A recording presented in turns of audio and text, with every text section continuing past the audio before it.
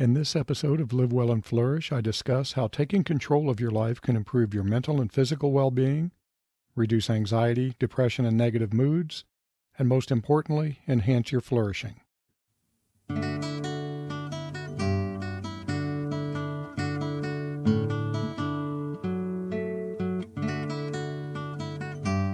Welcome to Live Well and Flourish, where I help you understand what it means to live a flourishing life. I'm your host, Craig Van Slyke. If you're ready to think beyond material and external success, if you're ready to take control of who you are and the kind of life you live, if you're ready to flourish, this is the podcast for you. Humans are hardwired with a desire for control. In fact, one well-established view contends that the desire for control is the basic motivation for all other motives, emotions, cognitions, and social behaviors. We evolved to derive benefits from a sense of control. Such a sense of control is a useful adaptation because people with a desire for control are more likely to be able to get the resources necessary for survival. This is why feeling that things are out of control is so harmful to your well-being. At some deep, almost instinctual level, when you feel out of control, you start to doubt your ability to get what you need to survive. This typically isn't a conscious thought, it's automatic. You feel out of control, and you start to feel anxious, stressed, depressed, all sorts of negative emotions, which can lead to some bad outcomes. A strong sense of personal control has a ton of benefits. Reduced stress, reduced negative mood and anxiety, improved physical and mental health, greater ability to cope with stressful life events, and even lower mortality. By the way, all of these have solid empirical evidence supporting them. What do I mean when I say personal control? Your personal control is your perception of your ability to take action to achieve a desired goal. If you want to accomplish some goal and you believe that your actions are connected to whether or not you gain that goal, you have a high sense of personal control. Of course, the opposite is also true. When you seek some goal but you don't see a connection between your action and the achievement of the goal, you have a low sense of personal control. Let me tell you a little story that illustrates what can happen when you feel out of control and how regaining a sense of control can make things much better. A few months ago, one of our goats, Ollie, suddenly became lethargic and started noticeably losing weight, which is really bad for a goat. He went downhill so quickly it was shocking. Our fantastic vet came out for a farm call, gave Ollie some steroids and fluids, and the boy seemed to improve almost immediately. Then he declined again. Another farm call from the vet, more fluids, and another temporary improvement. Ollie ended up having to go to the vet's large animal facility for regular treatments and observation. He improved, came home, then got sick again. It was awful. Sure, they're just little goats, but we love our crazy boys. Tracy and I were beside ourselves with worry. One day, Ollie looked like he was on his last legs. The vet wasn't available, and we couldn't find a trailer to get Ollie to the vet. We just didn't know what to do. I had not been so stressed in years. We were sure Ollie was not going to make it another day. To try to settle myself, I took one of our pups for a walk. On that walk, I had the sudden realization that I had failed to take control of the situation. My exact thought was, screw this, we're getting that goat to the vet. I'm done waiting around for help. So I quickly walked home and told Tracy we needed to put Ollie in the back of her small SUV and get him to the vet. Tracy said, well, let's go. We put Ollie in the back of Tracy's car. She held him while I drove. We got Ollie to the vet. He recovered and is back to his old self. Here's the point. When I decided to take control, the knot in my stomach dissolved, the stress abated, and I immediately felt better emotionally and physically. It was like someone had flipped a switch. On later reflection, I realized that I had flipped the switch, the control switch. Even if Ollie had died, I would have known that I did what was in my power to help him. Keep this in mind as you listen to the rest of this episode. Some things are in your power and some things are not. To me, one of the secrets to a flourishing life is to recognize this distinction and then do what you can and let the rest go. You are not responsible for things that are out of your control, and you shouldn't waste time or energy stressing over things that you can't control. Some of you might notice that this is essentially Stoicism, so I can't really claim to have come up with this secret, which really isn't much of a secret, I guess. Here's the main point. Your feelings of personal control are essential to living a flourishing life. So, to flourish, you need to develop a strong sense of personal control over your life. In the next couple of episodes, I'll talk to you about some ways you can increase your sense of personal control. But first, let's talk about the benefits of a strong sense of personal control. I'm going to quote Dr. Suzanne C. Thompson of Pomona College here. In almost every life arena, one's sense of personal control has positive implications for emotional well-being, for the likelihood that action will be taken, for physical health, and for general adaptive functioning. That's a pretty impressive list of benefits: emotional well-being, taking action, physical health, adaptive functioning. So if you can increase your sense of personal control, you'll feel better, act when you need to, and be more resilient when life gets hard. I can attest to these benefits personally, as I related in Ollie's story. When I decided that it was in our control to get him to the vet, I felt better immediately. Instead of waiting around, we took action, and I coped with the situation in an effective way. Let's look at that last point in more detail. To do so, it will be helpful to understand a little more about stress.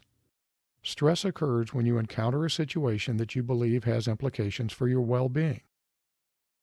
Basically, when you're in some situation, you first appraise whether that situation has potential implications for your well-being by categorizing the situation as being irrelevant, benign, or stressful. Irrelevant is just what it says. The situation doesn't matter to your well-being.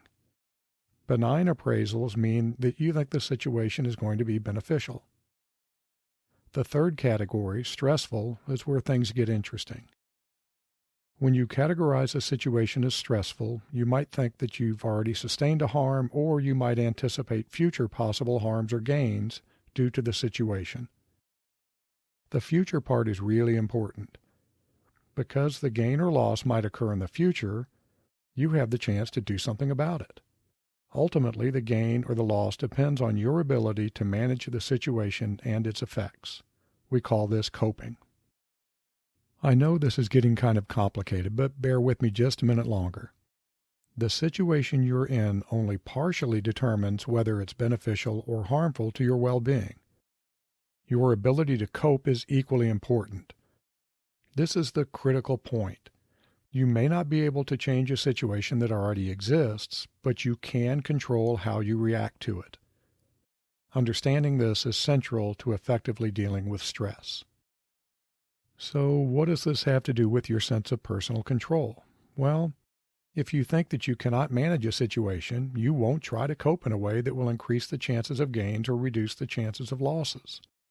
So you turn to what psychologists call maladaptive coping, which involves coping that helps relieve the stress in the short term, maybe, but it does nothing to change the long-term effects of the stressful situation. Venting is a good example. Sure, it can feel good to vent, but venting doesn't really change things in a way that will help in the future. Contrast this with assistance seeking, or asking for help. Seeking help not only helps reduce stress in the short term, it can also help with the long-term effects of the stressful situation. In a future episode, I'll talk about the various strategies for coping with stress. For now, it's enough to just understand that there are adaptive and maladaptive coping strategies. Yeah, and I'm covering a lot of ground here, so let me summarize. When you're in a stressful situation, having a strong sense of personal control leads you to take actions that will not only reduce the immediate stress, but will also help you avoid the long-term effects of stress. All of this sounds pretty great, doesn't it? But you might wonder, how can you enhance your sense of personal control? This is a simple but profound question. To me, and others, it comes down to understanding what is under your control and what is not. I'm going to talk more about this in the next episode, but for now I'll just say that you can always control your opinion, even if you can't control anything else. Now let's look at 3 things you can do this week to increase your sense of personal control. Before getting into the 3 things, though, I just want to remind you that I love hearing from listeners. would you please take just a minute or two and let me know what you think of this or any episode? Or if you have some ideas for future episodes, I'd love to hear them. The easiest way to do this is to use the contact button at livewellandflourish.com. I appreciate it.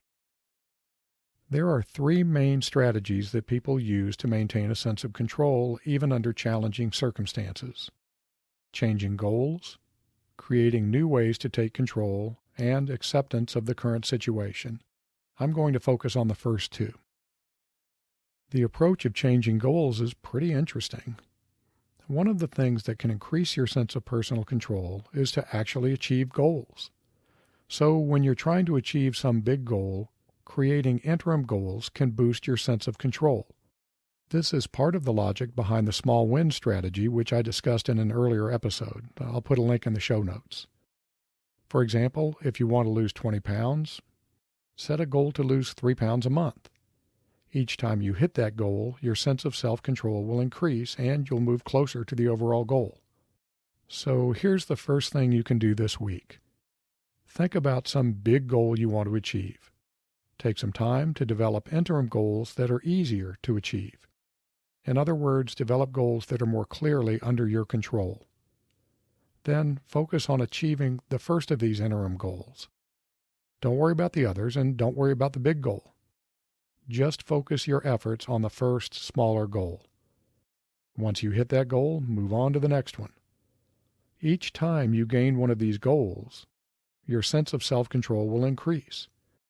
And you'll also be moving towards that big goal. There's another way you can use goals to your advantage. Set goals that are more completely under your control. Maybe instead of setting a 20-pound weight loss goal, your goal is to reduce your intake of fatty foods. There may be factors beyond your control in losing weight, such as medication you're on. But the fatty foods that you eat is almost certainly well within your control. The neat thing here is that reducing the fat in your diet will probably bring about the weight loss goal. But even if it doesn't, for most of us, cutting the fat will make us healthier. As Epictetus said, you may be always victorious if you will never enter into any contest where the issue does not wholly depend upon yourself. In other words, seek goals that are under your control. This week, pick one of your life goals, then change the goal to be something that is more clearly under your control. I don't know, maybe you want more friends. That's not entirely under your control. So instead of the more friends goal, make your goal to be kinder, which is under your control. Of course, you may find that you make friends by being kinder, which is fantastic. But the goal is simply to practice kindness. One approach to developing new ways to take control is to consciously think about what you can control and what you cannot. As I said, I'll go into detail on this in the next episode. For now, I just want you to think about some stressful situation that you're experiencing. Spend some time identifying 3 ways you can exert control. This might be changing a goal or developing a new goal. After all, your personal goals are under your control. Be careful here. Make sure the goal is under your control. Another approach is to realize that you can change your opinion of a situation, although I'll admit this can be challenging. Often, shifting your view of a situation can be incredibly freeing. Change your perspective, and you change your world. To hear about one example of this, check out my episode on grief and gratitude, which discusses dealing with grief by recognizing the gratitude you should have for having had someone special in your life. Again, there'll be a link in the show notes. I'll leave you with this quote from Seneca. It is wrong to live under constraint, but no one is constrained to live under constraint. On all sides lie many short and simple paths to freedom. Remember, you have the power to take control regardless of your circumstances. Find that control, and you will flourish. Until next time, be well, my friends. I produce Live Well and Flourish because of my dedication to helping others live excellent lives. I don't accept sponsorships and I don't want your money. The only thing I want is to help you and others flourish. If you've received some value from this episode, please share it with someone that might also benefit from listening. The best way to do that is to direct them to livewellandflourish.com. Until next time.